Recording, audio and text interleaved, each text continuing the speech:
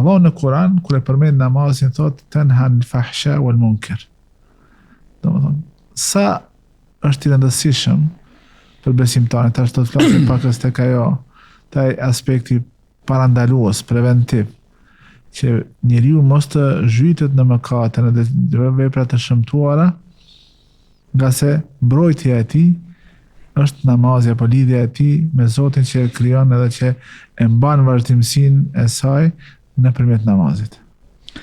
Unë e kam pas një pyetje prej dikujt që na përcjell në rrjetet sociale, e që ndoshta është e çuditshme, mos më ka dëgë shumë e çuditshme. Thot një person të hoq, nuk e njoh kush është. Do t'i kom fal xhumat, vetëm xhumat.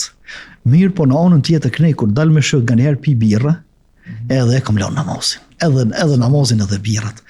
Thash, thash nëse është dosht me lënë diçka, është dosht me lënë birrën, jo namazin. Pastaj vazhdoi namazin. Edhe pse je vetëm me xhumë. Mirë po, fale mirë xhumën. Edhe merra energjinë e namazit xhumas. Pastaj shtoj edhe në namaz tjetër me lejen e Allahut kemu u largu dhe për alkoolit. Do të thonë kjo si pyetje më ka duk pak interesant, mirë po ndon shoqërinë tonë. Çfarë do të thotë? Kjo do të thotë që namazi më të vërtetë është preventiva, ndoshta më e suksesshme, mirë po nëse mirret, qysh është përshkruar për Allahut lartëson. Nëse dozën e ka në mënyrë të duhur edhe aplikimin e ka në mënyrë të duhur. Sepse na edhe terapitë e mjekëve kur i marrim. Nëse nuk i përmbami dozas e afatit kohor të terapisë, edhe shkojmë te mjeku them që 2 javë nuk është kam ban kur gjë terapia që më kush. Mirë shik e marr, vallahi nuk u marr krejt ndryshe nga ajo që më përshkruti. Do të thonë ti ke dëmtu veten edhe më tepër. E kështu që namazin Allahu i lartësuar e ka sjell, po themi kështu kushtimisht si terapi, mirë, po terapi që duhet me marr sipas udhëzimeve të Allahut. Jo terapitem. Po nuk është namazi diçka që kthehemi në fillim. Vallahi ne obligim edhe hajt ta heku, ta largoj. Edhe mirë lërua për tina, tash e vazhdo jetën time. Jo, unë jam çaj që kur të hi namaz, kur dal prej namazit do më ndal më ndryshe. Pse? Sepse kam qenë takim me Allahun, ato që e përmendu më herët. Thonë Allah, unë kam bisedu me Allahun e lartësuar. Prap ma vonë kam një takim tjetër. Po, prandaj, do më laj takimat. Në periudhën nuk më ka hije që të bëj diçka. Mirë po une sa dola për takimit me Allahun.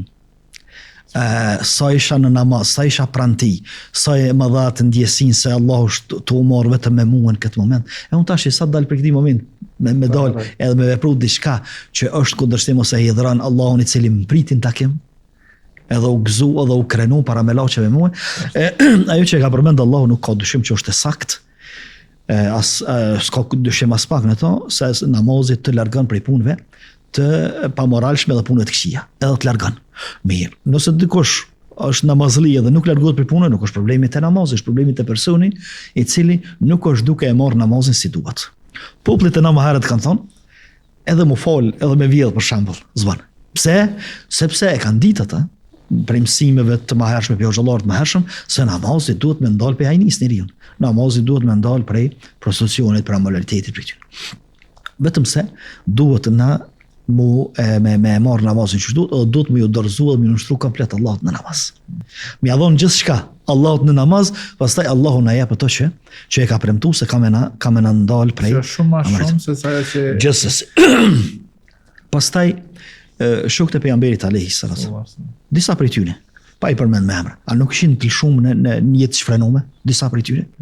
Të në jetë shfrenume. Mirë po arritën që me qëtë namaz, po edhe me forma tjera të edukimit, po edhe përmes namazit me mu shëndru për një kushon të shkur shoqëria ma e moralshme, ma e mira. Allahu i lartësuar mjaftoi me zbrit ajetin se e jep një fund alkoolit, o kryma, mbaraj alkooli. Ma nuk ekziston të diçka që quhej alkool. Allahu obligoi mbulesën për gratë, nuk pat nevojë me thonë gratë vallon, kam nevojë më bind, më duhet të më folë një muaj, 2 një vjet, një muaj do. Po ta jetoj jetën kështu, nuk pat nevojë. Pse? Sepse u edukon. Kush e edukoi? Namazi. Sepse është i adhurimi më i shpeshtë që bëhet. Edhe është edukues tepër i mirë, është edukues shumë efektiv, po me kusht që na me kry namazin, do me hi namaz, se jemi të dalë para Allahut të lartësuar, me lexu me vëmendje, rukun, sejdën, ato që i përmendun pjesët e namazit, me i bë me vëmendje, me përkushtim, me përullësi ndaj Allahut të lartësuar, vallahi kemi me dalë tjerë.